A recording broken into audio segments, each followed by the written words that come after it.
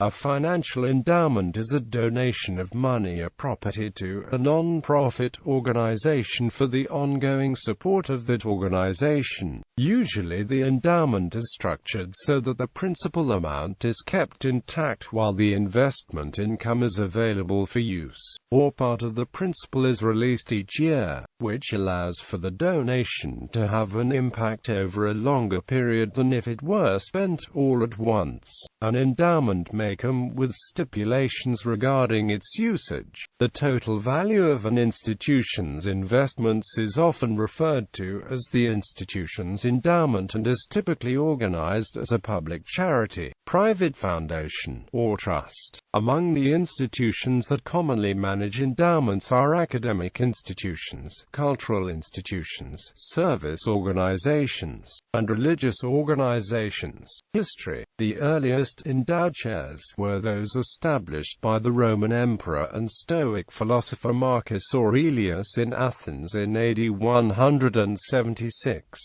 Aurelius created one endowed share for each of the major schools of philosophy: Platonism, Aristotelianism, Stoicism, and Epicureanism. Later, similar endowments were set up in some other major cities of the empire. The practice was adapted to the modern university system beginning in England in 1502, when Lady Margaret Beaufort, Countesses of Richmond and grandmother to the future King Henry VIII, created the first endowed shares in divinity at the universities of Oxford and Cambridge. Nearly 50 years later, Henry VIII established the Regius Professorships at both universities, this time in 5 subjects: divinity, civil law, Hebrew, Greek, and physics, the last of those corresponding to what we now know as medicine and basic sciences. Today, the University of Glasgow has 15 Regius Professorships.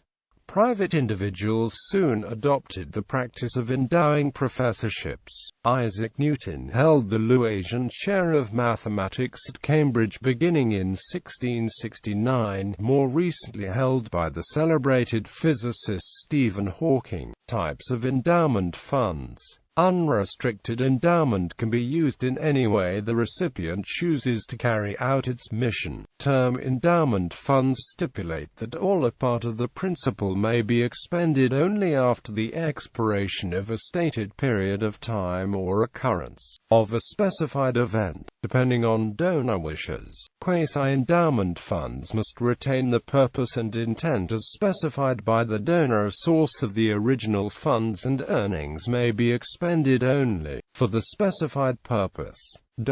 Restricted endowments. Endowment revenue can be restricted by donors to serve many purposes. Endowed professorships are scholarships restricted to a particular subject. Are common. In some places a donor could fund a trust exclusively for the support of a pet. Ignoring the restriction is called invading the endowment, but change of circumstance, a financial duress like bankruptcy, can preclude carrying out the donor's intent. A court can alter the use of restricted endowment under a doctrine called cypres, meaning to find an alternative as near as possible to the donor's intent. The restricted-unrestricted distinction focuses on the use of the funds. See quasi-endowment below for a distinction about where the principal can be spent. College and university endowments. Academic institutions, such as colleges and universities,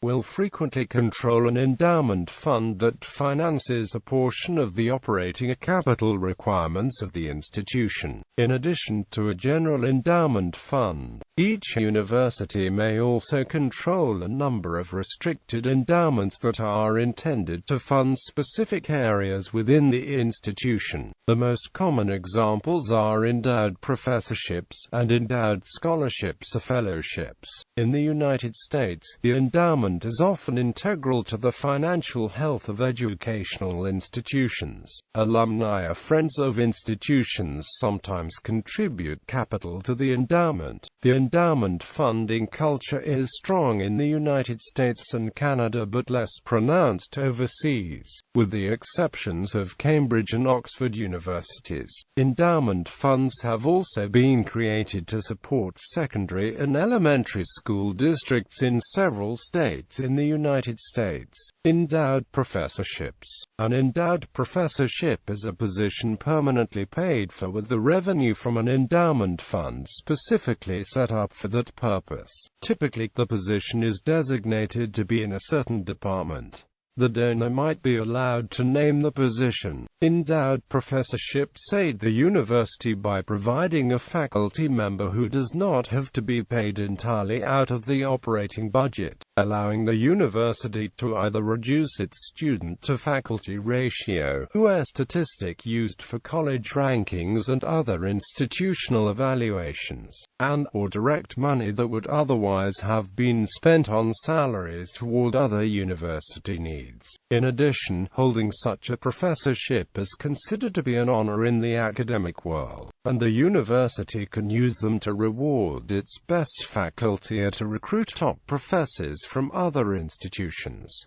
Endowed scholarship, fellowship. An endowed scholarship is tuition assistance that is permanently paid for with the revenue of an endowment fund specifically set up for that purpose. It can be either merit-based or need-based depending on university policy or donor preferences. Some universities will facilitate donors meeting the students they are helping. The amount that must be donated to start an endowed scholarship can vary greatly. Fellowships are similar, although they are most commonly associated with graduate students. In addition to helping with tuition, they may also include a stipend.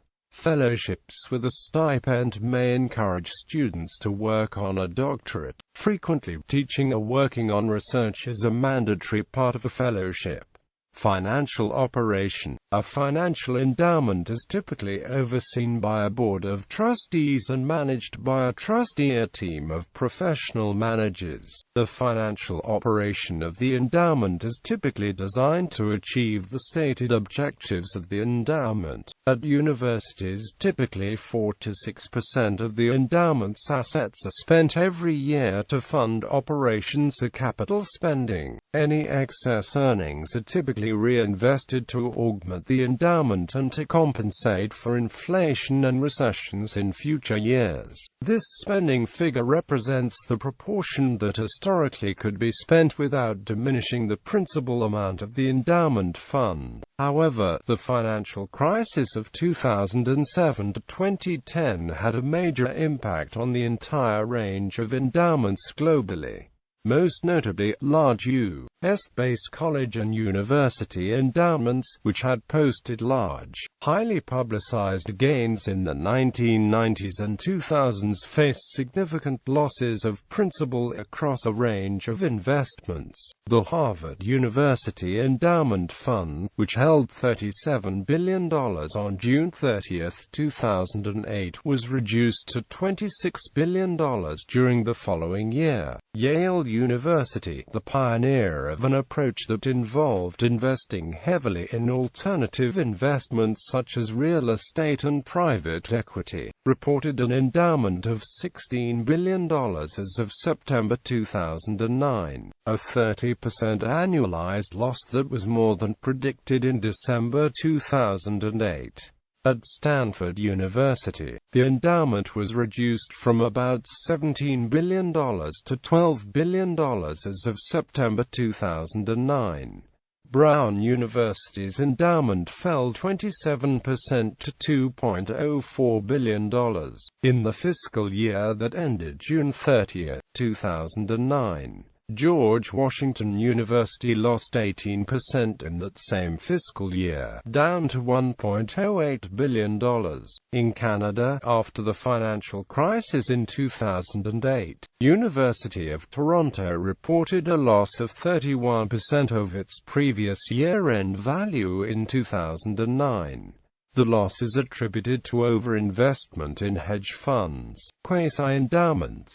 A quasi-endowment, or fund functioning as an endowment, are funds merely earmarked by an organization's governing board, rather than restricted by a donor or other outside agency, to be invested to provide income for a long but unspecified period, and the governing board has the right to decide at any time to expend the principal of such funds. Separately from the endowment versus quasi-endowment distinction, there's another two-way categorization of restricted and unrestricted, which focuses on the use of the funds. As an example, a quasi-endowment might be restricted by the donor to supporting the tennis team. The use is restricted to one purpose, but the governing board could invade principal to support the tennis team. Criticisms. Officials in charge of the endowments of some universities have been criticized for hoarding and reinvesting too much of the endowment's income. Given a historical endowment performance of 10 to 11% and a payout rate of 5%, around half of the endowment's income is reinvested. Roughly 3% of the reinvestment is used to keep pace with inflation, leaving an inflation-adjusted 2% annual growth of the endowment. Of course, many endowments fail to earn 10 to 11%. Two arguments against inflation-adjusted endowment growth are: the future needs the money less than the present. Some claim that the future will be much richer materially than the present due to technological innovation and specialization. In counterpoint, Nobel Memorial Prize in Economic Sciences laureate James Tobin makes a case for intergenerational equity. A constantly growing endowment shields universities from competitive forces, as the endowment's reinvestment starts becoming a larger part of its growth. The need for happy students and alumni to donate funds to the university's budget and endowment is reduced. Therefore, traditional market forces that provide incentives to run a university efficiently may be greatly reduced and at least theoretically lead to university administration not being held accountable for its actions. Hoarding money. Large endowments have been criticized for hoarding money. Most philanthropies are required by federal law to distribute 5% of their assets per year, but university endowments are not required to spend anything. Many universities with very large endowments would require less than 5% to pay full tuition for all their students. For example, it has been estimated that if in 2006 all the Harvard students had paid the maximum in tuition and fees, it would have amounted to less than $300 million. In 2007, if Harvard had spent 5% of its $34.6 billion endowment, all Harvard undergraduate and graduate students could have attended for free, and the university would still have had $1.3 billion left over. It would require less than 1% of the endowments of Harvard and Yale to allow all students to attend tuition-free. Stanford, MIT, Princeton and Rice would require less than 2% of their endowments, and 29 other schools would require less than 3% for all their students to attend tuition-free. Despite the decreasing values of endowments, congressmen, including Charles Grassley, have questioned whether the endowments are contributing enough to maintain the tax-exempt status. After reviewing work in developing nations by 50 higher education institutions with endowments over $1 billion, Peter Hoctes of George Washington University has stated that pharmaceutical companies are doing more for the poorest people than most of our wealthiest universities. Size. Financial endowments range in size depending on the size of the institution and the level of community support. At the large end of the spectrum, the total endowment can be over $1 billion at many leading private universities. Harvard University has the largest endowment in the world with $37.6 billion in assets as of June 30, 2015. Each university typically has numerous endowments, each of which are frequently restricted to funding very specific areas of the university. The most common examples are endowed professorships, and endowed scholarships or fellowships. For instance, Harvard's endowment comprises 13,000 separate funds. Socially and environmentally responsible investing. Many college and university endowments have come under fire in recent years for practices such as investing in fossil fuels, land grabs in poor countries, and high-risk, high-return investment practices that led to the financial crisis.